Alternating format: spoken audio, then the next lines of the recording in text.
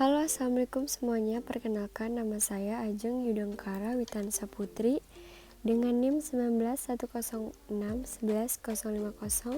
dari kelas Hukum Internasional kelas B.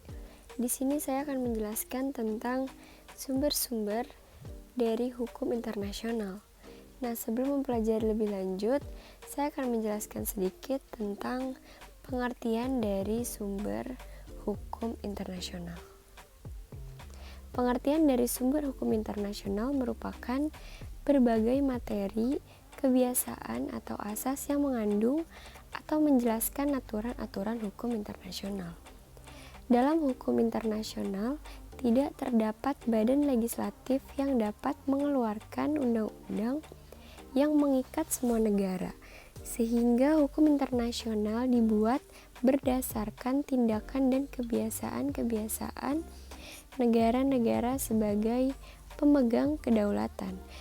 Menurut J.G. Stark, bahwa sumber-sumber hukum material atau biasa disebut dengan sumber hukum formal adalah bahan-bahan aktual yang dipergunakan oleh sarjana-sarjana hukum internasional untuk menetapkan hukum yang berlaku bagi hal-hal tertentu. Stark mengemukakan sumber-sumber hukum material atau biasa disebut dengan hukum formal, yaitu sebagai berikut. Yang pertama ada kebiasaan, yang kedua traktat, yang ketiga keputusan pengadilan atau badan arbitrasi, kemudian yang terakhir karya-karya yuridis. Pasal 38 ayat 1 Piagam Mahkamah Internasional menyebutkan 5 sumber hukum internasional. Yang pertama ada perjanjian internasional yang di dalamnya terdapat ketentuan hukum yang telah diakui secara tegas oleh negara yang bersengketa. Kemudian ada prinsip hukum yang diakui sebagai landasan hukum di seluruh dunia. Kemudian ada kebiasaan internasional sebagai bukti atas suatu kebiasaan umum yang telah diterima sebagai hukum.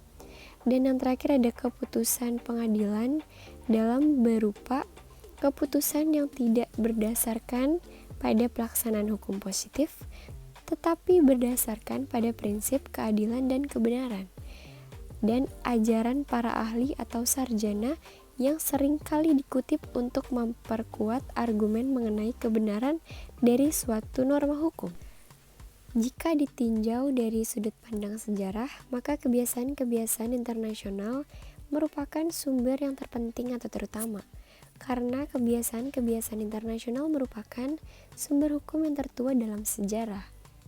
Nah, dilihat dari segi empiris, maka dapat dikatakan bahwa perjanjian-perjanjian internasional merupakan sumber hukum yang paling utama atau yang paling penting dari kedua sumber lainnya.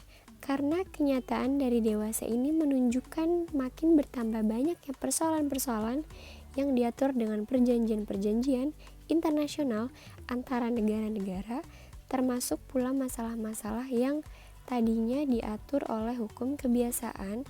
Apabila kita memandang dari sudut pandang fungsinya, maka dapat dikatakan bahwa prinsip-prinsip atau asas-asas hukum umum merupakan sumber hukum yang terutama atau yang terpenting, karena sumber hukum inilah yang bersifat fleksibel, yaitu memberikan kesempatan dan kelonggaran kepada Mahkamah Internasional untuk menemukan atau membentuk kaidah-kaidah hukum baru yang dapat mengembangkan hukum internasional atau membuka kemungkinan bagi adanya sumber-sumber hukum internasional yang baru berdasarkan prinsip-prinsip hukum umum tadi.